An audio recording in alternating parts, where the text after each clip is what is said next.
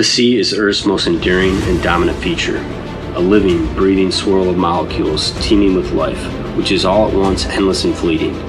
From this abyss sprung every type of living creature, leviathan, kraken, sea turtles. Even the human race traces its origins back to the ocean.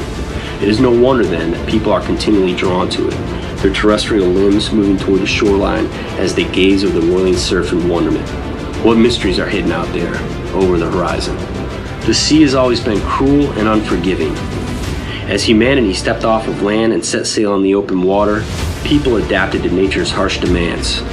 While greed and warfare would follow on this journey, so would compassion, courage, and imagination. Eventually, nations divided the earth up by lines and claimed parts of the ocean as their own. And though they sought to conquer the sea, it yielded to no one. To make sense of their experiences, early sailors embraced myths and songs about Davy Jones, the Flying Dutchman, and the Fiddler's Green. To prevent bad luck on their voyages, they developed superstitions like aversions for bananas and whistling, but embraced the good omens of cats, seabirds, and dolphins. From a nascent nation still reeling from revolution came the Revenue Marine, 10 cutters and courageous crews who plied along the coast of the fledgling nation, extending the ideas of liberty and justice beyond the shores to the unruly seas. Pirates, smugglers, and poachers would all be brought to heel under the cutters' wind-whipped banners, an enduring symbol of our national sovereignty. Whether in wartime or peace, they worked ceaselessly to defend the people, property, and resources of the United States.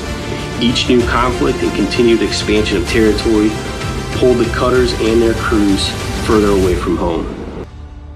Sails gave way to steam, the steel beams took the place of timber. Following in the wake of the intrepid early pioneers of the Revenue Cutter Service came the U.S. Coast Guard Cuttermen of the last century.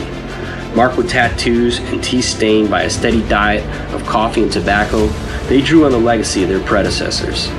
These true heirs of King Neptune stood shoulder to shoulder with great naval powers and fought with courage and tenacity to protect the free world from tyranny. Some of them would survive only in memory, but their shipmates, those who they fought and died for, returned to tell the sea stories of their fallen crew members.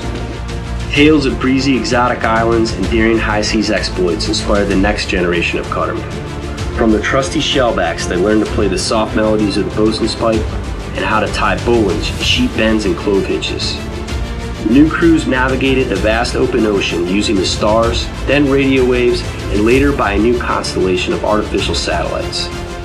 They endured the noise and heat of mammoth diesel engines to keep the screws turning and the lights burning brightly. They launched boats and aircraft on daring rescue missions and fought wars on drugs and terror. They ate chicken, lots of chicken, tacos, pizza, slanted cake with extra frosting on one side, and yes, even more chicken. While these cuttermen were on patrol, the loved ones at home continued on with their daily lives as holidays, birthdays, weddings, and funerals came and went. Babies took their first steps and children hit home runs at t-ball games, moments lost in time for those unable to be there. One day, some of these young men and women may choose to adopt the values of honor, respect, and devotion and duty, and leave the comfort of home to take to the seas.